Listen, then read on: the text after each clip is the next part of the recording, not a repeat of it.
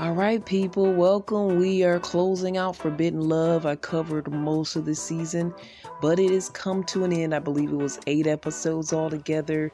And you can find this show on TLC. Again, Forbidden Love is a reality show. New for me, new to TLC. And it follows couples where they have different religious beliefs, different backgrounds. It's called Forbidden Love. Should these people be together? Can they be together? Can they make it work? And it's mostly religious differences involved with all of these couples. So I'm going to start with Eli and Lori. She's converting to Judaism, I believe, as an Orthodox Jew, which is a lot more strict than people would think when it comes to being Orthodox. She has to put on a wig. They have to celebrate different holidays in certain ways.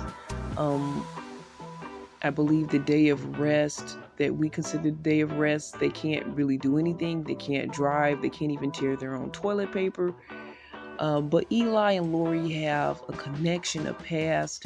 They met, I believe, in AA because they both had drug and alcohol issues through life. They had life traumas, and during that time they bonded.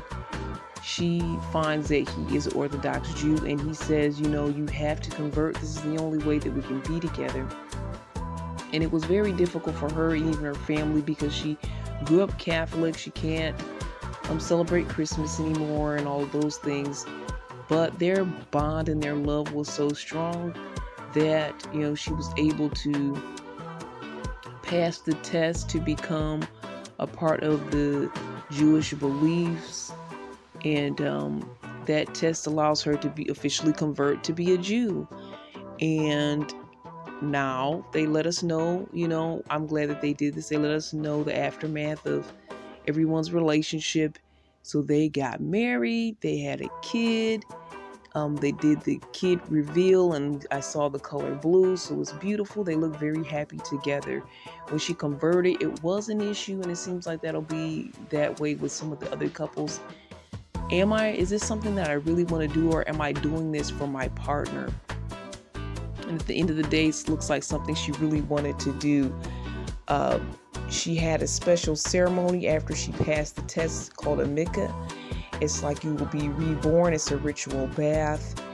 You go in there nude. I don't believe anyone goes in there with you. The cameras, of course, follow her. After this, they couldn't touch. They have to sleep in separate rooms and everything until they get married. So she had this awakening. She did look like a new person. She did look refreshed. She looked like she was sure and she was clear that she wanted to make this conversion at the end of the day. So we go next to Muhammad and Ashley. Similar story, except Ashley,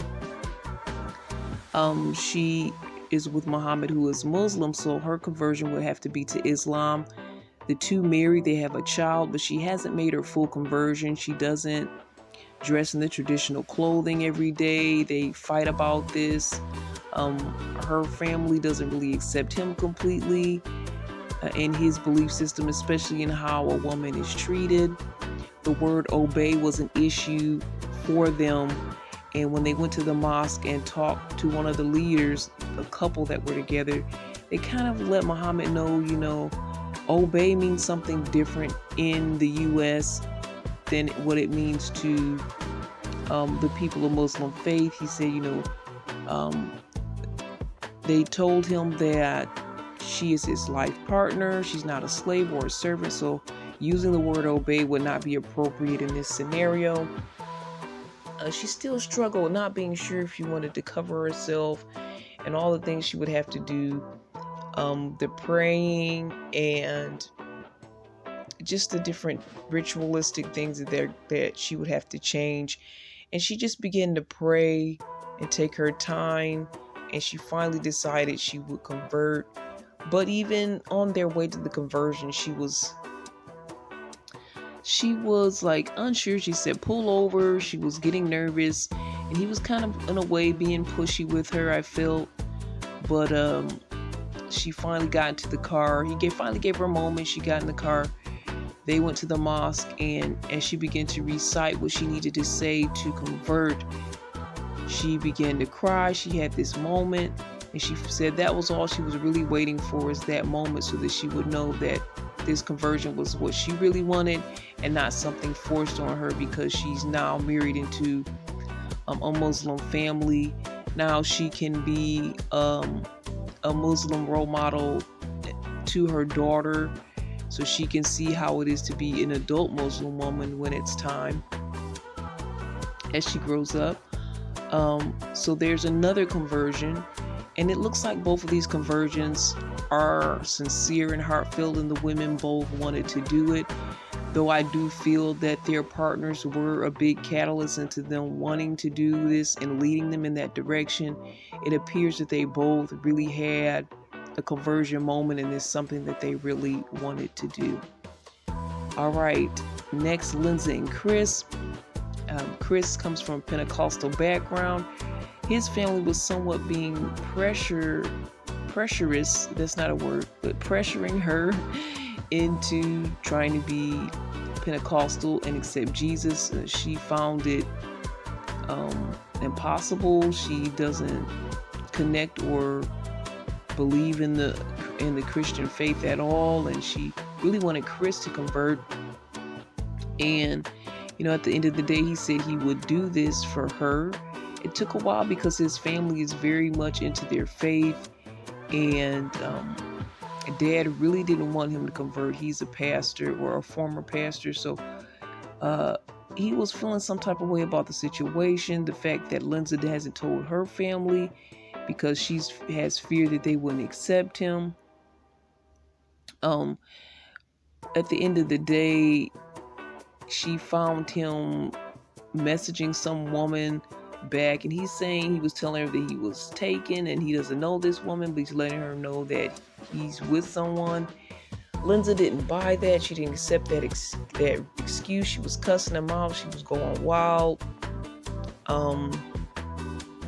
And so their relationship just failed at the end of the day, and Lindsay talked to her family and reunited with her family and said, you guys were right. I'm not going to date a non-Muslim again. So Chris, he moved all the way to her state and everything to live this life with her, only for her to, they tried to get back together, but it didn't work.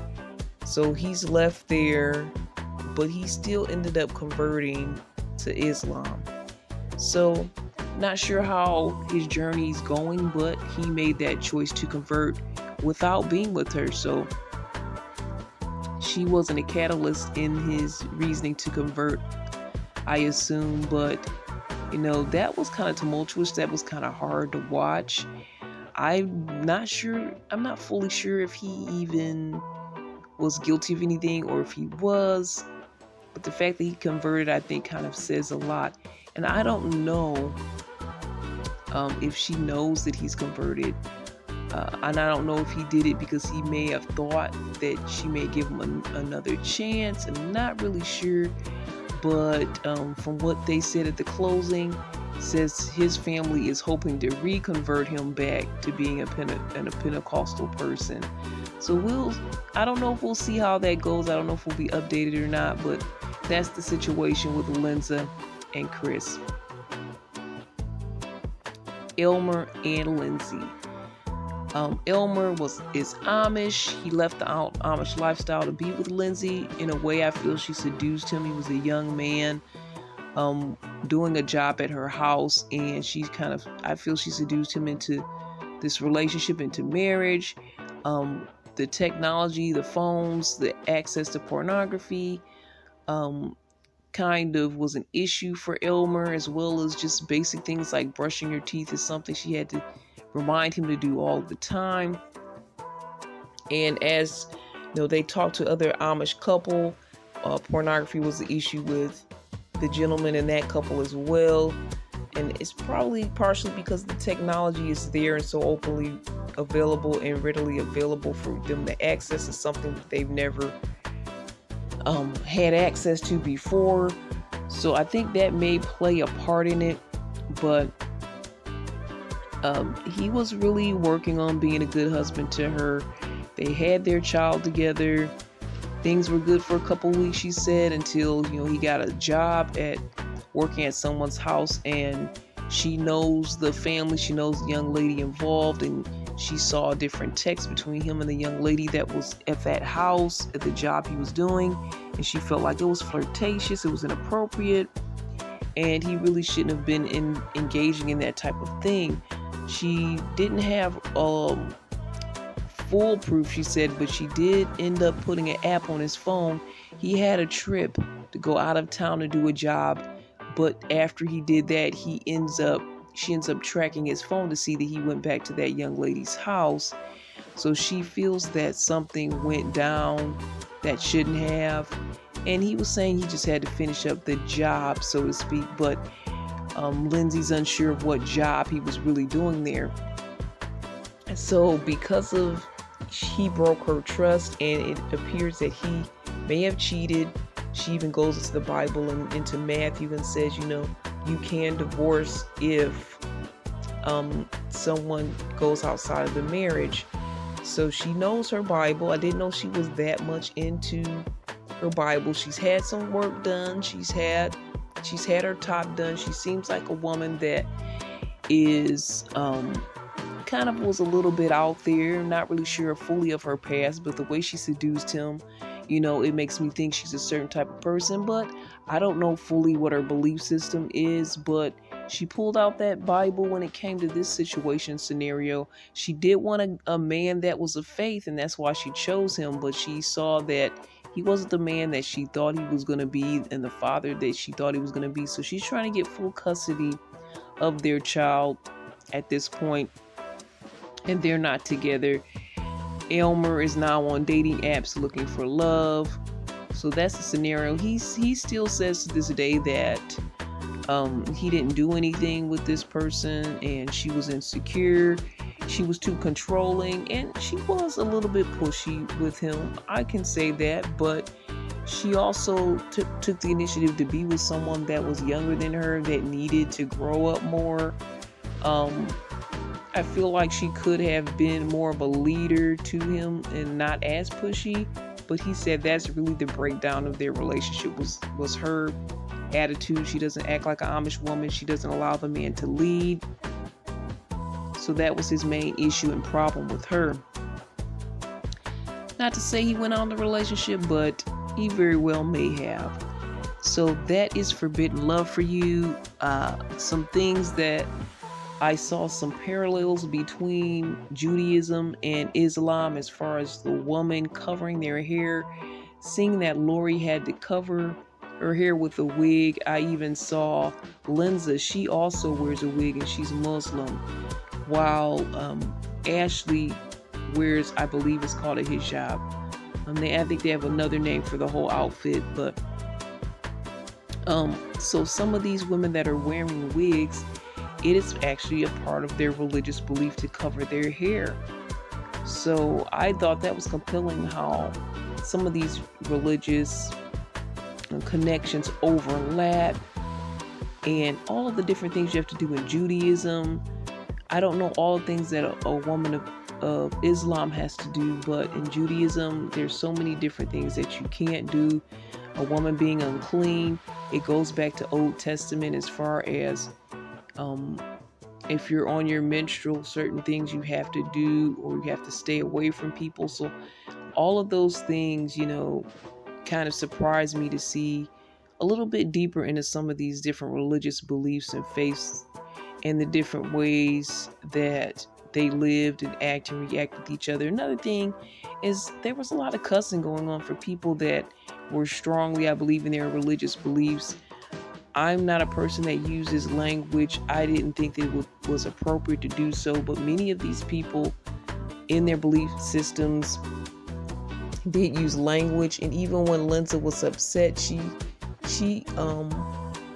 in a way swore on her belief of Allah and the Quran, and she said she kind of swore on that and said that she would never blank talk to Chris again. So she was swearing on her belief, and she used profanity in the middle of swearing on her belief system that she would never talk to Chris again. I knew she was upset, but that seemed just very like sacrilegious, even though I'm not fully versed into her belief system. But to swear on, like if I swore on the Bible that I wouldn't bleeping do something, then that seems inappropriate, right?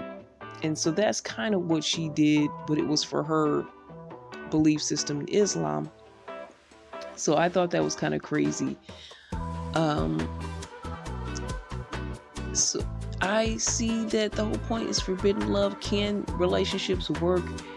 Can you convert? Should you convert? Can we have someone with two different religious beliefs? And Eli and Lori, I think Eli's cousin, alluded to the fact that she has that type of relationship. I would like to see something like that in the future if they continue this show of couples having two different religious beliefs and yet still making their marriage work. But to see the conversion process, to see what people will do for love, but in the end it really was their choice, and that's really what all of the religious beliefs ask, is that it be your choice and not just something that you're doing to be with someone. And Chris's dad said, some things you don't do. You don't convert your belief system to be with someone. And, even though I agree with him that some things you don't allow people to change about you, but also felt like in a way he was kind of bullying him into, continuing his belief system. And I feel like as a person of faith, you should never bully. I know that it's something that he grew up with, and he raised his kids up in it, and he believes that you will be in damnation. So of course he's not going to want his child to be in damnation by converting to another belief that he doesn't believe in. So I understand he was trying to protect him, but then it also made him come off as a bully, and nobody wants to be bullied into believing. If they want to believe on their own and what they want to believe and what they are either compelled to believe in. And I have my faith as a Christian, but I respect people, their faith, and what compels them to believe whatever they believe. But I believe in Jesus Christ. That's my faith. I don't know if I could allow someone to make me convert from that belief system. I just don't see myself in that position. I don't fault other people that do. I don't blame other people that do, and I don't judge them. But that's just where I'm coming from and how I feel about the situation scenario. But I do wish the couples all the best. Those that stayed together, those that aren't together, probably weren't supposed to be together, and things went wrong. I think Elmer and Lindsay were one of the most compelling couples, especially when I see about the Amish lifestyle, some things I didn't know, as well as Eli and Lori about Judaism and wearing the wigs and all of that. I found them to be very compelling in learning the different lifestyles that they have. But that's it for Forbidden Love.